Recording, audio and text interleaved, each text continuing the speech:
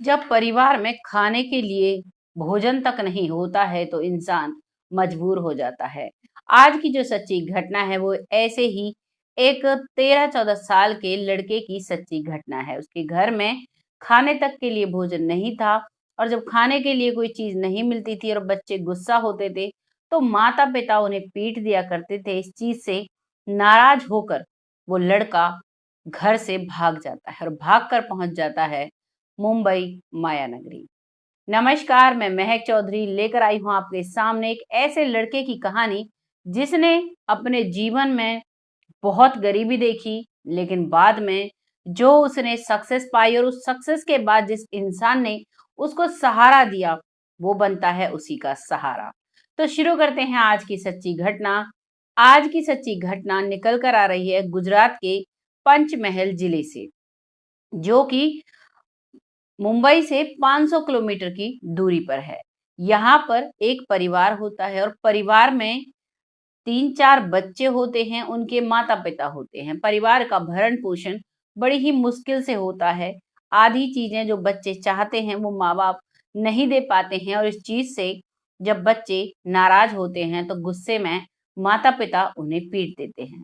संसार में कोई भी माता-पिता ऐसा नहीं होगा जो नहीं चाहेगा कि उनके जो बच्चे हैं वो किसी चीज़ के लिए तरसें, लेकिन मजबूरी जो होती है वो सब कुछ करा देती है और मजबूरी के चलते वो माता-पिता अपने बच्चों पर हाथ उठा उठा दिया करते थे। एक दिन जब ऐसे ही घर में कलेश होता है, तो लड़का होता है दिनेश, जो कि महज़ 13-14 साल का होता है और वो घरवालों से गुस्सा होकर घर से भाग जाता है। घर से भागता है तो एक ट्रेन पकड़ लेता है, वो ट्रेन सीधे जाकर रुकती है मुंबई मायानगरी में। वहाँ पर वो पहुँचता है वेस्ट मल्हार में। वेस्ट मल्हार में पहुँचने के बाद जब वो स्टेशन से उतरता है, तो जहाँ लोगों की भीड़ जा रही थी, उन्हीं के पीछे-पीछे चल देता है। उसे नहीं पता था कि उसे कहाँ जाना है, कहाँ रुकना है। चलते-चलते शाम हो जाती है और शाम को फिर एक पार्क होता है जिसमें वो बैठ जाता है। पार्क में बैठा था, वहीं पर कुछ बच्चे क्रिकेट खेल रहे थे। वो भी उनके साथ क्रिकेट खेलने लगता है। पेट में भूख लगी थी लेकिन क्या करे, खाए तो क्या खाए? ना ही तो किसी से माँग सकता था और ना ही उसे खाने के लिए कहीं कुछ मिल रहा था। सारा दिन उनके साथ खेलने के बाद अब वो उसी पार्क में छुप जाता है, क्योंकि जो पार्क का माली था वो उसे बंद कर रहा था और वो पार्क से सभी लोगों को बाहर निकाल रहा था, क्योंकि मुंबई जैसे शहर में बच्चे लोग नशा करके पार्क में पड़े रहते हैं, इसीलिए वो गंदगी फैला देते हैं। इस चीज से परेशान माली ने सभी को बाहर निकाला और वो लड़का छुप जाता है उसी पार्क में। रात हो जाती है, लेकिन रात के जब 11 बजते हैं तो उसे भूख जोरों से सताने लगती है। इतनी तेज भूख लगती है कि वो वहां से दीवार कूद कर निकलता है बाहर और बाहर जाकर देखता है तो एक ठेला लगा हुआ था जिस पर एक व्यक्ति ऑमलेट खा रहा था। ऑमलेट की जो जर्दी होती है, जो बीच का पार्ट होता है, उसे वो निकाल कर फेंक रहा था। लेकिन वो जो लड़का था, दिनेश, उसे वो पार्ट बहुत अच्छा लगता था और जब वो उसकी तरफ लालच भरी निगाहों से देख रहा था, तो वो व्यक्ति कहता है, "क्या तुम्हें खाना है?" तो वो सर हिलाता है। तभी वो उसे अपने पास बुलाता है और 7-8 ऑमलेट वो खाता है, तो उसमें से उसे निकाल कर वो दे दिया करता है। उन्हें खाकर वो वापस फिर से पार्क में आ जाता है और पार्क में सो जाता है। दूसरा दिन होता है सुबह।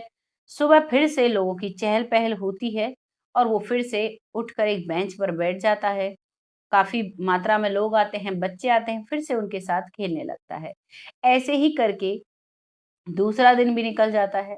रात होती है, तो रात को फिर से वो छुपने की कोशिश करता है, लेकिन माली की नज़र उस पर पड़ चुकी थी और माली उसे बाहर निकाल देता है।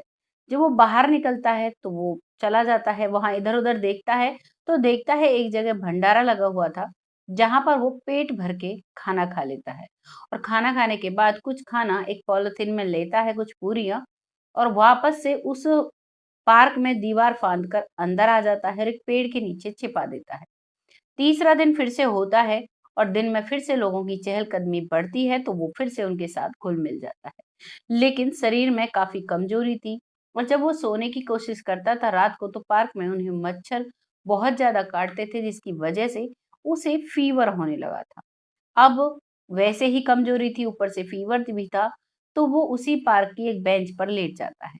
लोग आते हैं, लोग उसे उठा देते हैं और कहते हैं, देखो अब तो समय कितना खराब आ गया है, छोटे-छोटे बच्चे भी नशा कर कर पड़े रहते हैं। जैसे ही वो इस चीज़ को सुनता है, तो वो चुप से जाके एक और जगह एक पेड़ के नीचे लेट जाता है। सभी लोग इधर-उधर घूम रहे थे, कोई भी उस पर ध्यान नहीं दे रहा था, तभी एक बुजुर्ग व्यक्ति जिसका नाम था कमलनाथ, वो टहलने के लिए वहाँ पर आया था। वो उसे देखता है, वो उसके पास जाता है, तो वो उसके हाथ को टच करके देखता है, तो उसे पता चलता है कि इसे तो फ़ीवर है। तभी वो उससे कहता है कि तुम्हें तो बहुत तेज़ बुखार है, तुम यहाँ क्या कर रहे हो? चलो मेरे साथ, मैं तुम्हें डॉक्टर के दिखाता हूँ। तो 2 कदम चलता है, लेकिन धड़ाम से ज़मीन पर गिर जाता है। तभी वो बुजुर्ग व्यक्ति उसे हिम्मत कर अपनी पिद्दी पर लांघकर पार से बाहर निकालता है और एक ऑटो कर कर उसे हॉस्पिटल लेकर जाता है। डॉक्टर उसका ट्रीटमेंट करते हैं, तो पता चलता है कि उसे फ़ीवर है। अब फ़ीवर की उसे दवाई दे दी जाती है, तब भी कमलनाथ कहते हैं कि तुम यहाँ कैसे-कैसे आए हो? तब वो सारी बातें बताता है, तो कमलनाथ समझ जाता है कि घर से भागा हुआ बच्चा है, इसके माता-पिता कितने परेशान होंगे इसके लिए। तभी वो कहता है कि तुम्हें यहाँ कोई नहीं जानता, ना तुम किसी को जानते हो, तुम मेरे साथ चलो, मेरे कमरे पर रहो। और वो उसके साथ चल देता है और वो उसे अपने कमरे पर ले जाकर दवाई देकर, खाना खिलाकर सुला देता है। रात निकल जाती है, फिर से चौथा दिन होता है। जब सुबह होती है, तो कमलनाथ उससे कहता है कि उठकर चाय पी लो, मैंने बना दी है और मैं अपने काम पर जा रहा हूँ। वो एक ठेला लगाता था, जो एक परात होती है जिसमें कुछ दाल सेब वगैरह से रखे रहते हैं और एक तिपाई ट्रायंगल शेप का एक तिपाई टाइप का होता है जिस पर वो रखी रहती है। उस सर पे ही वो ठेला लेकर जाता था। वो उसे कहकर निकल जाता है घर से, लेकिन आज जब वो अपनी सेल कर रहा था, बेच रहा था, लोगों को दे रहा था, तो उसका मन नहीं लग रहा था। उसे ऐसा लग रहा था पता नहीं वो बच्चा क्या कर रहा होगा। और दिन वो रात के 11 बजे तक घर आता है, लेकिन उस दिन वो 9 बजे ही घर आ जाता है। घर आकर देखता है, तो जो वो लड़का है दिनेश, वो ज़मीन पर बहुत ही बुरी हालत में पड़ा हुआ है, चारों तरफ उल्टी फैली हुई हैं। उसने उल्टी की और फिर वो ऐसे पड़ा हुआ था जैसे कि उसमें साँसें नहीं। देखते ही कमलनाथ उसे घबरा जाता है और तुरंत फिर से उसे जैसे-तैसे लेकर एक ऑटो कर उसे हॉस्पिटल में एडमिट कराता है। वहाँ पर जब उसकी ब्लड जाँच होती है, तो पता लगता है कि इसको मलेरिया हो चुका है। अब मलेरिया की दवाई दी जाती है और कुछ दिनों में वो ठीक होने लगता है। 2-3 दिन में सरकारी हॉस्पिटल से उसे वो कमलनाथ डिस्चार्ज कराकर लाकर अपने घर पर छोड़ देता है और अपने काम पर जाता रहता है। तब वो धीरे-धीरे जब ठीक होता है, तभी दिनेश कहता है कि मुझे भी काम करना है। साथ ही साथ वो भी कहता है कि बहुत अच्छा है, तुम अगर काम करोगे तो तुम्हारा मन लगा रहेगा। अब दिनेश कमलनाथ के साथ जाकर उसी ठेले को सँभालने लगा और इतनी अच्छी तरीके से सँभाल लेता है कि जो कमलनाथ था, उसकी सारी प्रॉब्लम सॉल्व हो जाती है। उसे पता चल जाता है कि ये बच्चा कमा कर अपना पेट भर सकता है। लगातार 6 महीने तक जब उसने काम किया, तो कमलनाथ कहता है कि तुम्हारे घरवाले तुम्हें ढूँढ रहे होंगे, क्यों ना चलो मैं तुम्हें तुम्हारे घरवालों के यहाँ छोड़ देता हूँ। तभी वो कहता है कि मुझे घर नहीं जाना, मैं घर से कमाने के लिए निकला हूँ, मुझे कुछ कमाना है, कुछ बनना है। तो कमलनाथ कहता है कि ठीक है, आज चलो हम घूमने जाते हैं। घूमने जाते हैं, वहाँ के बीच, वहाँ की बड़ी-बड़ी इमारतें, जो भी वहाँ के प्रसिद्ध चीज़ें थी, उन्हें दिखाते हैं और उनके साथ-साथ भी फ़ोटो भी खिंचाते हैं। फ़ोटो अपने पास रखते हैं, फिर से घर पर आ जाते हैं और फिर से लगातार अगले 6 महीने तक वो अपना काम करते हैं।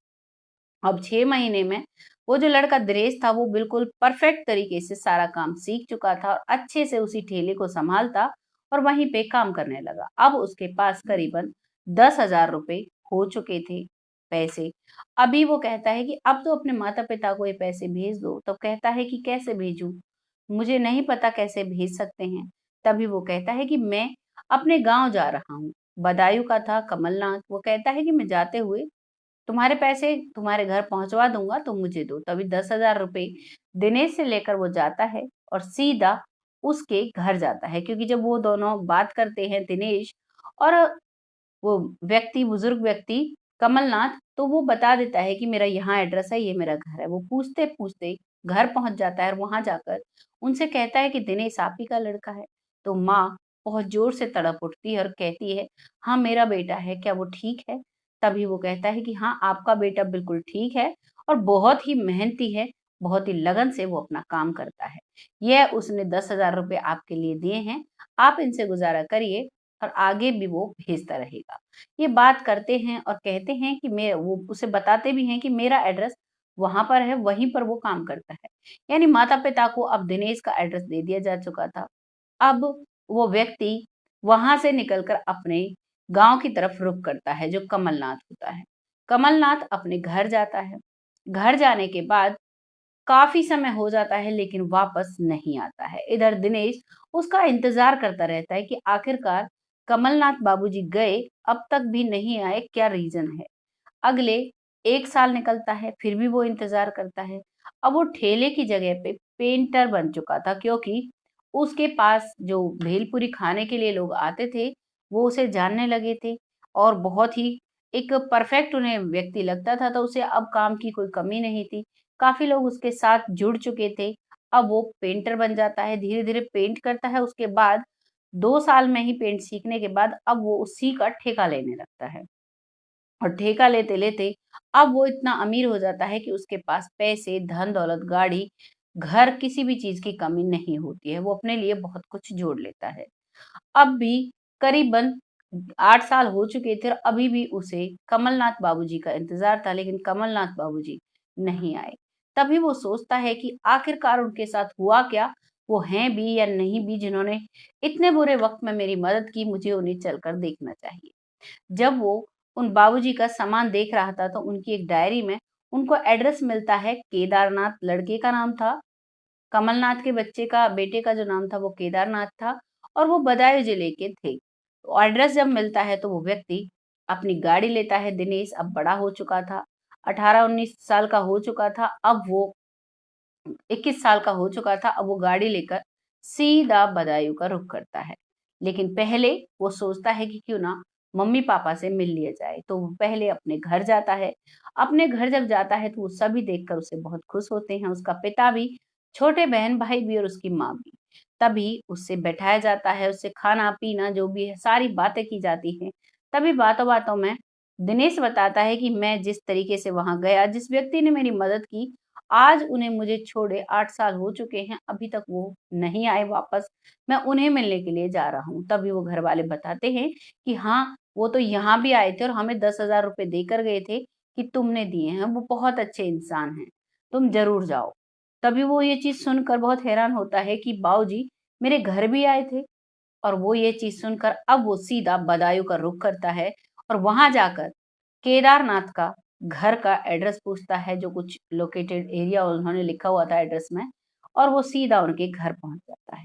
जैसे ही वो घर पहुँचता है तो वो देखता है कि वो व्यक्ति था जो कमलनाथ, वो एक टूटी-सी खाट पर बैठा हुआ है और घर में से 3 महिलाएँ निकलती हैं।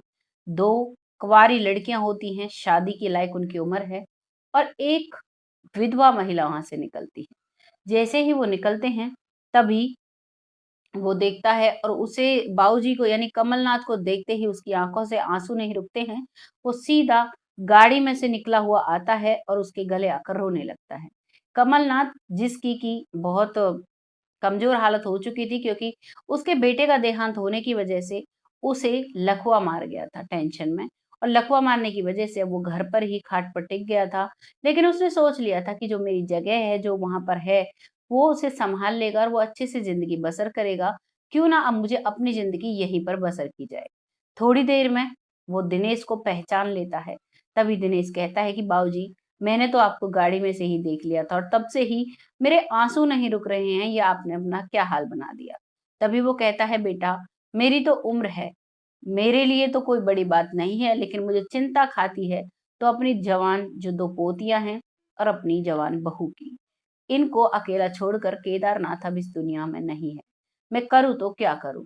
वो इस चीज़ को सुनता है और समझता है और तभी वहाँ पर बहुत उनकी ढाँढस बँधाता है, उनकी हिम्मत बँधाता है और कहता है कि तुम परेशान मत हो, मैं भी तुम्हारे बेटे जैसा हूँ। तुमने मेरी मदद ऐसे समय में की थी, मुझे कमाना सिखाया, मुझे जीना सिखाया, जबकि मैं जीने की उम्मीद छोड़ चुका था। ये सारी चीज़ें देखने के बाद अब वो बाबूजी का इलाज कराता है और कुछ पैसे वहाँ पर देता है और फिर से वापस आकर अपने काम पर लग जाता है। कुछ दिन काम करने के बाद उन दोनों लड़कियों की शादी कराता है अपने एक भाई के फर्ज से, और फिर उसकी भी शादी होती है। उस शादी में अपनी दोनों बहनों को बुलाता है और अपनी उस आंटी जी को बुलाता है जिनके पति एक्सपायर हो चुके थे, यानी कि कमलनाथ के बेटे की बहू को, कमलनाथ को भी बुलाता है। और दोनों परिवार काफी दूरी होने के बावजूद भी बहुत ही प्यार से रहते हैं। जो दिनेश था और जो कमलनाथ था, उनके गांव में करीबन 1100-1200 किलोमीटर की दूरी थी, और इस दूरी को भी वो तय करते थे। कहते हैं, दिलों में जब प्यार होता है तो दूरी मायने नहीं रखती, इंसान अपने रिश्तों को बहुत अच्छे से निभा लेता है।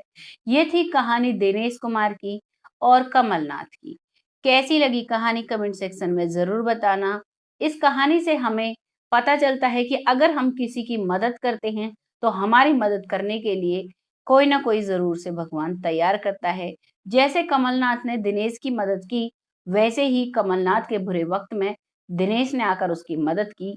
अब कुछ लोगों का कहना है कि कुछ लोग एहसान फरामोश होते हैं। हर व्यक्ति दिनेश की तरह नहीं होता, लेकिन वो ऊपर वाला जो है, वो पहले से ही किसी न किसी को तैयार रखता है आपके बुरे वक्त के लिए।